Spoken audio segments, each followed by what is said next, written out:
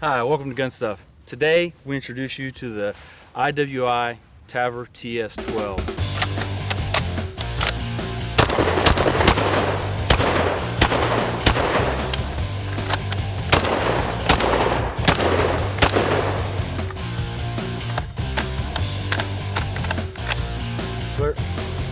TS12 is a 12 gauge shotgun, and the most unique thing about this is not the looks but actually the magazine. This magazine has 3 tube magazines, and each of these tubes can hold 5 2 3/4 inch shells, and you can rotate this magazine so that in total the gun will carry 16 rounds. So starting off the front, it comes with chokes in the box when you get it. The chokes will accept Benelli and Beretta chokes, so there's plenty of those out there to be had.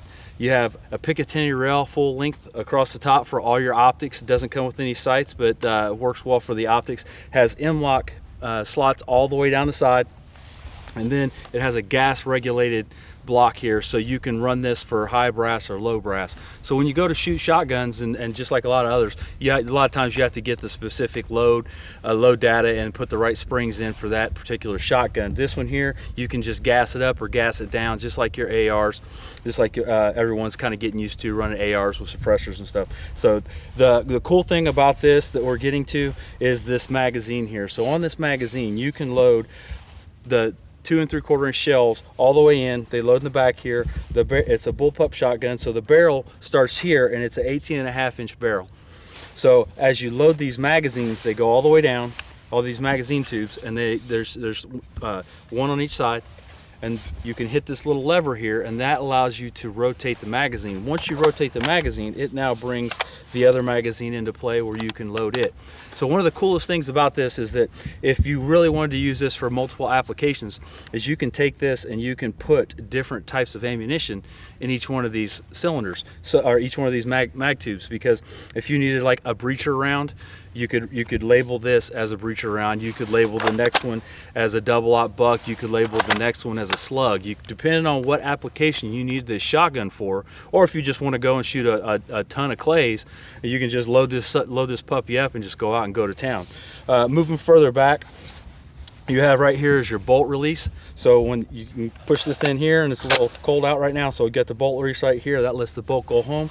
You have your QD sling swivels right here. You got one on each side up top, and then you got one on each side on the bottom here for a total of 4. So you can pretty much get just about any configuration you want to set up on here. And you have your ambidextrous. This is your ambidextrous lever. You can take this out and you can switch it to the other side if you want to make this a left or a right hand shooter. And this also, when you take this lever out, the charging handle, once you take the charging handle out, this is what you use to adjust your gas block. So just pop it right out, adjust your gas block for whatever you need. You don't need any tools. It's pretty much on board.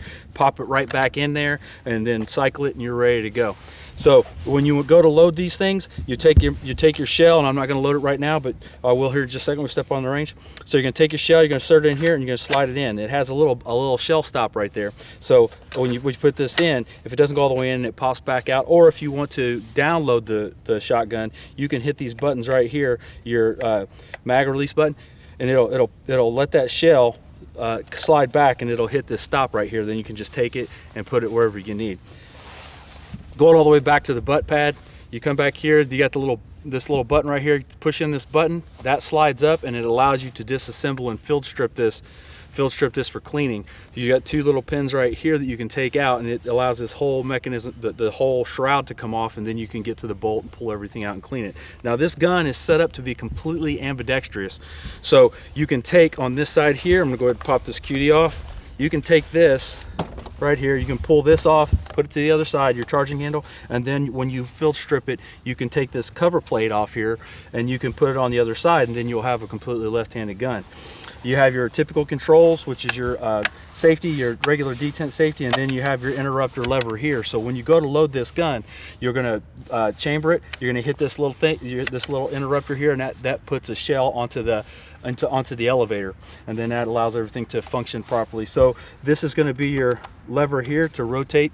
So once you get in here, this is a really futuristic looking gun. But one of the things I like about it is the fact that you get so many rounds in such a compact package. And I brought one of my personal shotguns out here just to give you a little bit of a comparison. So this is a 12 gauge, shoots the same caliber, same shell, same everything.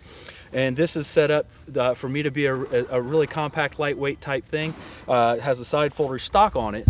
But I just want to show you the difference in what we have here. So this is a magazine that carries 5 rounds in this AR style 12 gauge shotgun, but both are the same caliber. This one is going to carry 16 in this package. So both have the same length barrels. But what you get out of the bullpup is you get the shorter package. So when it comes to something that you want to store, you want something compact, you want something that's highly maneuverable, this really is a good way to go. That they're both about the same weight, they both weigh about the same, but this will probably be a little bit heavier once it's all completely loaded, because you have basically an extra half box of ammo loaded up in this thing. So we're going to take it out on the range, we're going to get some rounds down. So see you in a second.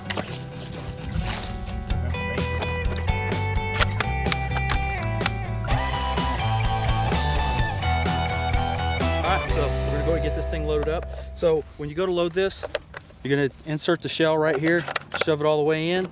Each one of these is going to take 5, 4, 5. I'm going to flip it over this way, right here.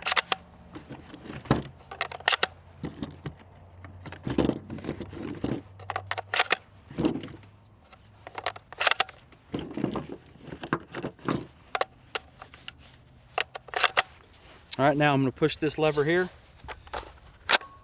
That's going to flip it over to where it gives me the empty mag well, or the empty magazine tube.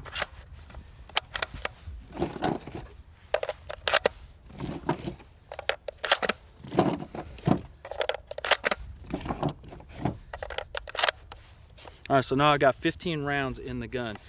Before you go or do anything, you're going to want to charge it. Get one in the chamber, then you hit this little elevator button here, this little elevator, and basically that preps the elevator, gets the next round onto it. So that way, when you go to fire this and it runs dry, it'll lock to the rear. You just rotate the magazine, the next round picks up off the elevator, and then you can just keep on shooting. So let's go ahead and get some rounds down range.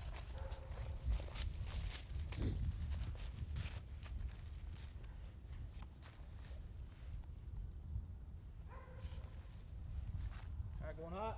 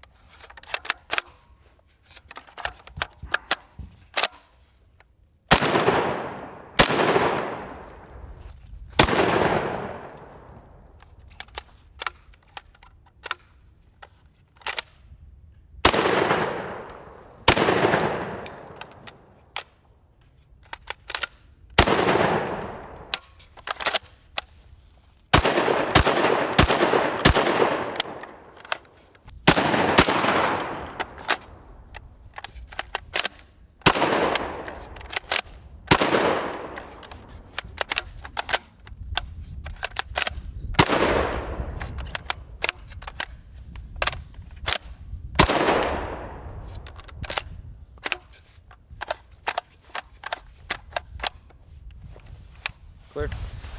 All right, so we're out here today. It's really, really cold out here.